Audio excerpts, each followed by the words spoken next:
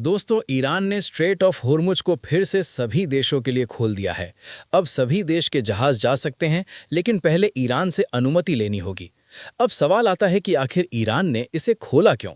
असल में इसका सबसे बड़ा कारण लेबनान में हुआ युद्ध विराम था। लेबनान में इजरायल और उसके विरोधी समूहों के बीच लगातार हमले हो रहे थे।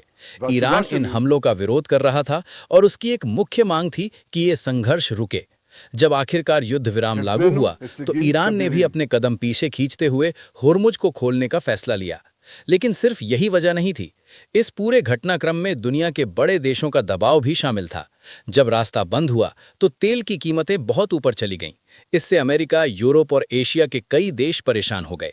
खासकर तेल पर निर्भर देशों के लिए ये बहुत बड़ा झटका था। ऐसे में अंतर्राष्ट्रीय स्तर पर ईरान पर दबाव बढ़ा कि वो इस रास्ते को फिर से खोले। साथ ही अमेरिका और ईरान के बीच भी बातचीत चल रही थी। यूनाइटेड स्टेट्स और ईरान के बीच लंबे समय से तनाव रहा है, लेकिन इस बार दोनों तरफ से ये संकेत मिल रहे थे कि वे सीधे टकराव से बचना चाहते हैं। ऐसे माहौल में हुर्मुज को खोलना एक सिग्नल भी था कि अब स्थिति धीरे धीरे शांत हो सकती है। हालांकि एक बात समझना जरूरी है, ये पूरी तरह से फ्री ओपनिंग नहीं है। ईरान ने रास्ता तो खोल दिया है, लेकिन नियंत्रण अभी भी उसके हाथ में है। जहाजों को ईरानी जल क्षेत्र के पास से गुजरना होगा और उन पर कड़ी निगरानी रखी जाएगी। इसका मतलब है कि ईरान ने अपनी ताकत भी दिखाई और दुनिया को ये भी बताया कि इस इलाके में अंतिम नियंत्रण उसी का है। इस फैसले का असर तुरंत दिखा। जैसे ही खबर आई कि रास्ता खुल गया है, अंतर्राष्ट्रीय बाजार में तेल की कीमतें गिरने लगीं। कई देशों ने राहत की सांस ली, क्योंकि सप्लाई फिर से सामान्य होने की उम्मीद बनने लगी। डोनाल्ड ट्रंप ने हाल ही में दावा किया कि ईरान अपना यूरेनियम अमेरिका को सौंपने के लिए तैयार हो गया है और साथ ही स्ट्रेट ऑफ होर्मुज पूरी तरह खुल चुका है। ये बयान जैसे ही सामने आया, तेहरान से इसका तीखा जवाब भी आ गया। ईरान के संसद के स्पीकर मोहम्मद बाकिर गालिबाफ ने सीधे सीधे ट्रंप के दावों को झूठ बताया।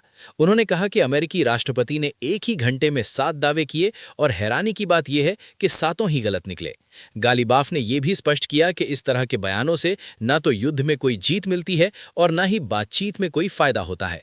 उनके शब्दों में साफ झलक रहा था कि ईरान इस तरह की बयानबाजी को सिर्फ राजनीतिक दबाव बनाने की कोशिश मानता है।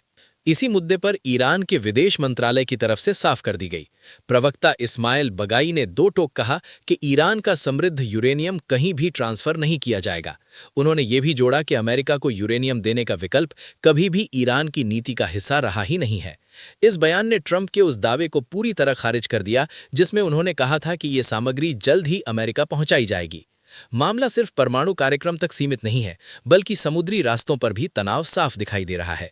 स्ट्रेट ऑफ होर्मुज, जो दुनिया के सबसे अहम तेल मार्गों में से एक माना जाता है, अब विवाद का केंद्र बन गया है। ट्रंप ने इसे पूरी तरह खुला बताया था, लेकिन ईरान का कहना है कि हकीकत इससे अलग है।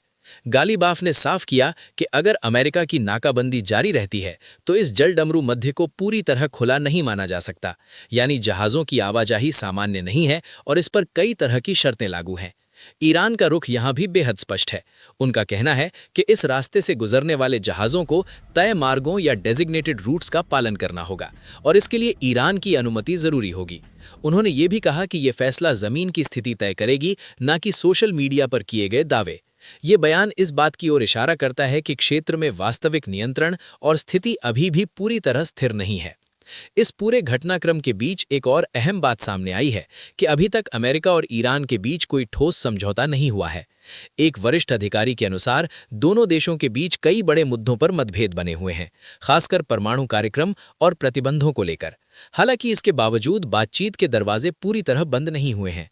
ईरान ने संकेत दिया है कि वो आगे भी बातचीत के लिए तैयार है और जरूरत पड़ी तो युद्ध विराम की अवधि को बढ़ाया जा सकता है, ताकि समाधान निकाला जा सके। इस बीच डोनाल्ड ट्रंप ने एक बयान देकर सबका ध्यान खींच लिया। उन्होंने कहा कि अगर ये युद्ध खत्म हो जाता है, तो वो व्हाइट हाउस में एक बड़ी पार्टी आयोजित करेंगे। उनका ये बयान केवल एक राजनीतिक संदेश नहीं था, बल्कि ये दिखाने की कोशिश भी थी कि अमेरिका को बातचीत के जरिए समाधान मिलने की उम्मीद है। ट्रंप ने यह भी बताया कि ईरान के साथ बातचीत का अगला दौर जल्द ही होने वाला है और उन्हें विश्वास है कि समझौता हो सकता है।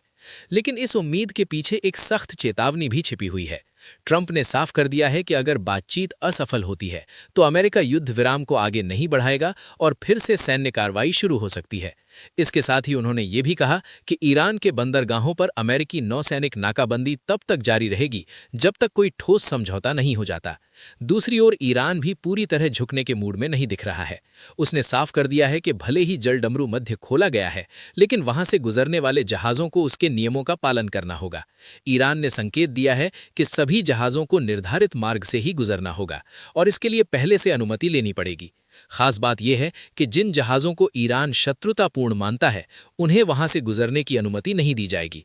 इससे यह साफ हो जाता है कि भले ही रास्ता खुल गया हो। इस बीच यूरोप के कुछ बड़े देश भी इस पूरे मामले में सक्रिय हो रहे हैं।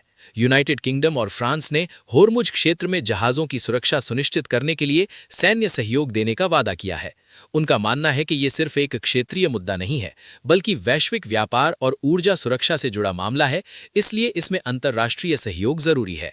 हालात की गंभीरता का अंदाजा इसी बात से लगाया जा सकता है कि युद्ध के दौरान इस मार्ग से गुजरने वाले जहाज लगभग रुक गए थे और अब जब इसे खोला गया है तब भी जहाज बहुत सावधानी से गुजर रहे हैं।